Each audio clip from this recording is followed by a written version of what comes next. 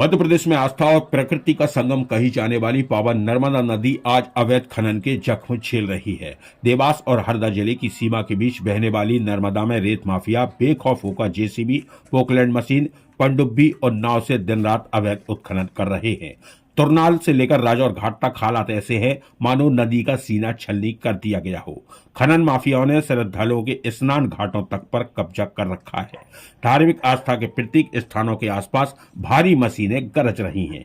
सैकड़ों ट्रैक्टर ट्रॉलियां रोजाना रेत लेकर निकल रही हैं, जिससे नर्मदा पंचकोसी मार्ग पूरी तरह क्षतिग्रस्त हो चुका है। साधु संतों, ग्रामीणों, स्कूली बच्चों और पिंडदान करने आने वाले श्रद्धालुओं को भारी परेशानियों का सामना करना पड़ रहा है। पिछले साल नेवावर क्षेत्र में 3 खदानें थीं, लेकिन अब 7 से ज्यादा स्थानों पर अवैध उत्खनन जारी है। वर्ष 2024 में 28 खदानों की निविदा निकली थी, लेकिन एक भी खदान संचालित नहीं है। इसके बावजूद प्रतिदिन 1000 से अधिक वाहनों से अवैध परिवहन जारी है। ग्रामीणों ने कलेक्टर कार्यालय में जन सुनवाई में इस अवैध खनन की शिकायत की है, लेकिन अब बड़ा सवाल, आखिर कब तक रुकेगा मां नर्मदा का ये दोहान। तुरनाल और राजौर घाट पर खुलेआम अवैध रेत उत्खनन जारी है। नदी के भीतर भारी मशीनें उतर चुकी हैं। रेत माफिया द्वारा सैकड़ों ट्रैक्टर ट्रॉली रोजाना रेत निकालकर पंचकोसी मार्ग से परिवहन किया जा रहा है। घाटों पर अब श्रद्धालुओं के लिए सुरक्षित स्नान स्थल भी नहीं बचा है। धार्मिक आस्था और प्राकृतिक सौंदर्य दोनों पर संकट गहरा गया है। ग्रामीणों का आरोप है कि प्रशासन को कई बार शिकायत के बावजूद कार्रवाई नहीं की जाती। हमारे यहाँ परशुराम मार्ग पर रेती की खनन अवैध खनन हो रही है और साधु संतों को भी वहाँ टक्कर लग रही है।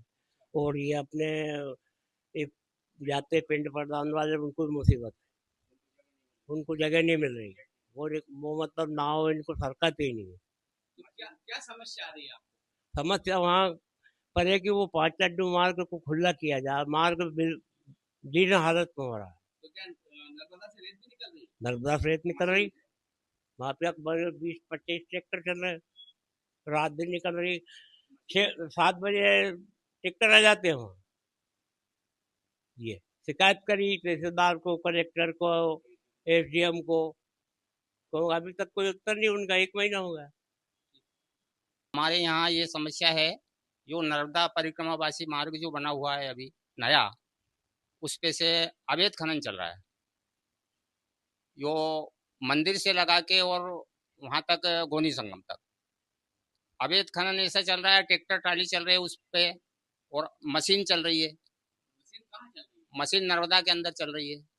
हाँ तो क्या रेत निकल रही है? हाँ, रेत का खनन चल रहा है मशीन द्वारा। तो आपने शिकायत नहीं करी? हमने तहसीलदार साहब से करी, एसडीएम साहब से करी, कलेक्टर साहब को भी दिया है। उसकी प्राप्ति है हमारे के पास में। तो क्या क्या चाहते हो आप? हम उसको मार्ग को बिल्कुल बंद करवाना चाहते हैं। साधु संत सुबह से हिटते हैं, सुबह 6 बजे आ जाते हैं और ये ट्रैक्टर ट्राली को उनको जगह नहीं मिलती है। किसी रोज दुर्घटना हो गई, उसका जवाबदार कौन रहेगा? प्रशासन रहेगा। स्कूल वाले को मतलब स्कूल की बसें चलती है, 3 गांव में खड़ी रहती है, उनको सुबह से मतलब उनको लेट हो रहे हैं, हम बच्चे लेट हो रहे हैं, हमारे स्कूल से वंचित हो रहे हैं। ये समस्या है। पिंड प्रदान वाले आते हैं, दशाकर्म वाले आते हैं, तीर्थ स्थल है वो 5 लाडू परशुराम जो मार्ग है, और उसी लिए बनाया है। आगे कोई रास्ता नहीं है उधर गांव में जाने की, उधर दैयत जाने का कोई मार्ग नहीं है। पानी भरा हुआ है, वहीं तक का बनाया है शासन ने। तो वो क्या रेत खनन के इन्हीं लोगों के लिए बनाया क्या, ये हम पूछना चाहते हैं प्रशासन से। इन्हीं लोगों के लिए हो तो ठीक है, चलना तो भाई, ये चीज है।